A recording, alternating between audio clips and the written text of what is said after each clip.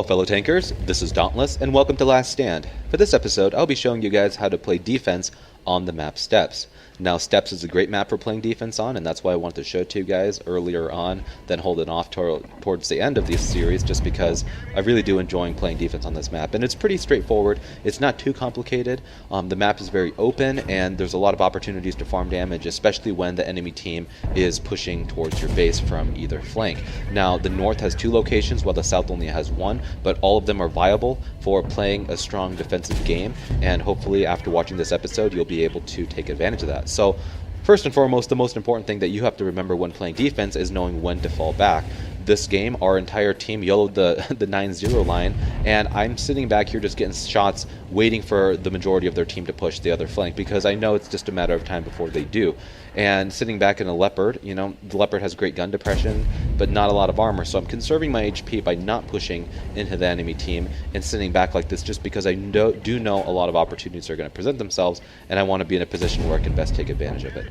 So this location here, as you can see, I'll try to zoom out for you here, is the best position in my opinion when the enemies are pushing down from the C and D line towards your base. This position, you know, you don't have to have amazing gun depression to play it. I would say probably -6, and you'll be able to play it pretty well. Even if you don't have the correct gun depression to play this very well, all you have to do is point your tank in this kind of general direction and then shoot towards the enemy that way.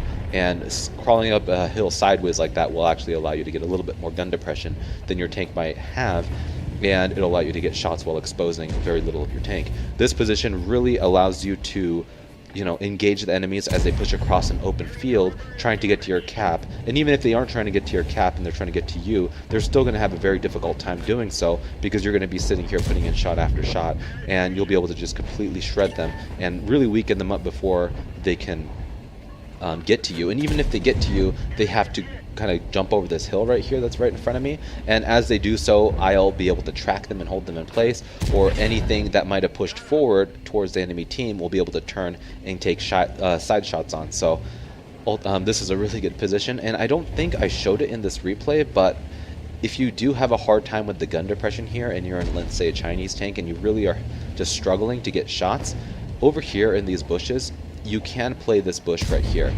You do get lit, and if you do get lit you will get shot at, but you can creep over into this bush, take shots, and then fall back. I'm not exactly sure if it's that bush or this bush here, but it's this general location here. You can kind of go around the little hill and take shots, and as you do, the enemy will not know what's hitting them as long as you play the bush right. So anyway, this is my way of playing the north base when they're pushing from the 1-2 line, and next I will show you how to defend when they are pushing from the 9-0 line. Alright, so when you're on the northern base and the team is just getting absolutely demolished on the 9-0 line, or let's say no one goes the 9-0 line, it's okay to fall back as soon as you can, just because you don't want to be in a position where the team or the enemy team has an advantage. Once the enemy takes this little hole right here in A8, B8, you're pretty much done, because they can have the advantage peeking up and shooting at you, and you won't have the gun depression to shoot down at them. And especially when their entire team like that is pushing, you really have to fall back as quickly as you can and try to get into this position here. This position is really great because it extends your view range very far out, and you have an elevation advantage to where you can actually snipe at things. And the 1-2-1 isn't the greatest sniping tank out there, but you can really take advantage, especially in the tanks like the Leopard, which I really enjoy. If you do get lit, all you have to do is fall back down into this little hole, and they won't be able to get a shot at you. And if you have a bouncy turret like the 1-2-1, you can actually peek out sideways like this and get shots on them. And now I didn't really angle my tank correctly. You really want to turn it sideways to get the gun depression that you need, and pull up right into this little divot. This will allow you to get the gun depression and also use the bush to hide your vehicle from getting lit. And they are pushing in really strong here. When the enemy like the 215B is pushing across, you just turn your tank around the other way, use this rock to defend yourself from enemies shooting you from the left side, and you can engage them quite easily. This position works really well for defense when you actually have teammates hiding behind C2 and D2, because they'll be able to engage them and they'll be distracted, and you'll have side shots all day long. But unfortunately, our team is not paying attention, and we're getting completely wrecked, so I'm about to die. Anyway, we'll move on to the south base. Alright, so just like all the other positions I've shown you, it's really important to know when to fall back. And I've got this question quite a bit now, like Dauntless, how do I know when I need to turn around and run instead of staying and fighting with my team? Well, the answer is actually pretty simple. And, it comes down to, just kind of reading the situation. If you realize that your flank is falling very quickly, you can kind of predict how much longer they're going to last.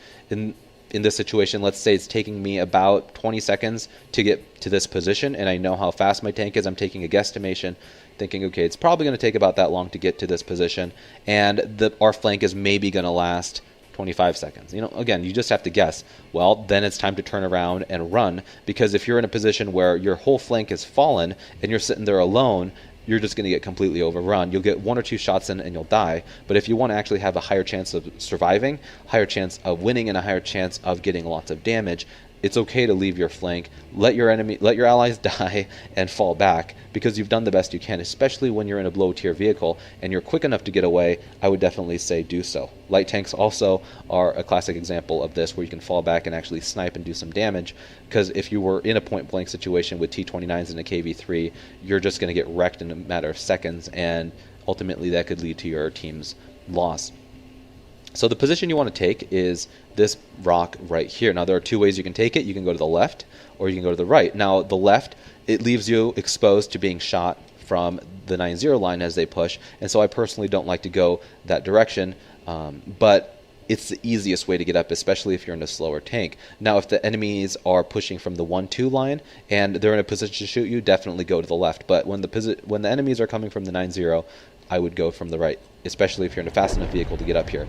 You don't need too much momentum. If you're in a semi-quick vehicle, you can usually easily get up here. Unfortunately, if you hit a rock and a tree, that's going to slow you down to the point where you are not going to get up. But if you just angle your tank like this and just take a shot to the right, you'll be able to back up into this position. Again, the right side is definitely easier to get up, and so if you're worried that you won't get up, just go to the right side of the, or I'm sorry, from this position it's the right side of the rock to the left side of the rock. Alright, so you're seeing why this position is so overpowered, probably one of the best positions in the game currently. It's because you're able to haul down, and you're able to double bush. You have a bush in front of you, so they're not able to spot you. And even if you do get lit, they have a very, very small target to shoot at. And if you're in a tank that has a very bouncy turret, such as a Chinese vehicle, you're going to be able to really abuse this position.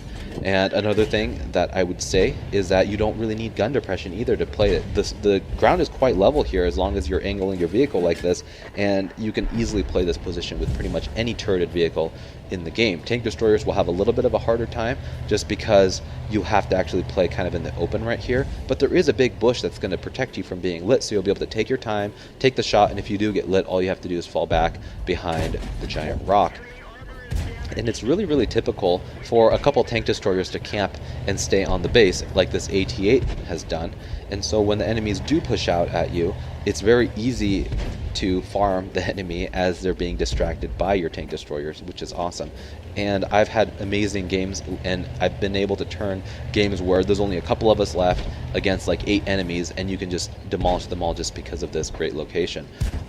It's really typical too for enemies to push across this way and take shots, and if you're in this bush here, you can easily engage them and even spot them for your allies if they are camping back where this Cromwell B is. If the enemy does decide to push from this direction, I don't actually have a replay of it, but you can sit in this bush here and engage them as they come across here. They won't really expect you to be here. You can get shots at things that are all down here that might be pushing up, and then see where this E25 is. If your vehicle is mobile enough, you can just scooch on down, climb kind of into this bush, and drive up sideways and shoot down that way at the enemy if they're pushing from across here. And again, if they push forward enough, all you have to do is get back into this bush. So you can really kind of juggle both of them and have a really good time doing so. And you can see that, I've already been able to farm like 1400 damage in a couple of minutes and completely demolish that entire flank that was pushing.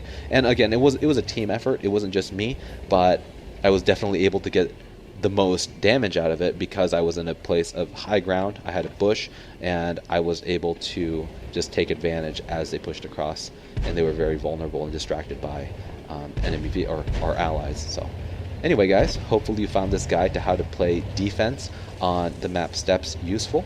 If you did, I'd really appreciate it if you give it a like down below, and let me know, how you like this series so far. If it's something that you guys want to continue seeing, request maps. I can't, guarantee that the map that you request is going to get be made into the next episode, just because I don't have, I play only a certain amount of games every day, and the games that I do get, it might not be in a position where I'm actually going to be playing defensive, because a lot of the time I will be somewhat aggressive. So usually if I find 2 or 3 positions and I'm able to play them within the last patch, because again, Wargaming, every time they patch it, old replays won't work.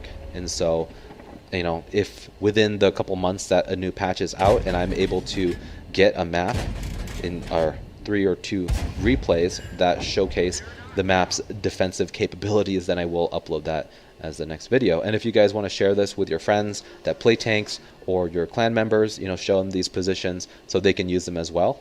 I think that would be a great way for you guys to learn something and also give my channel some exposure. So again, anyway guys, thanks for watching, and I'll catch you guys later.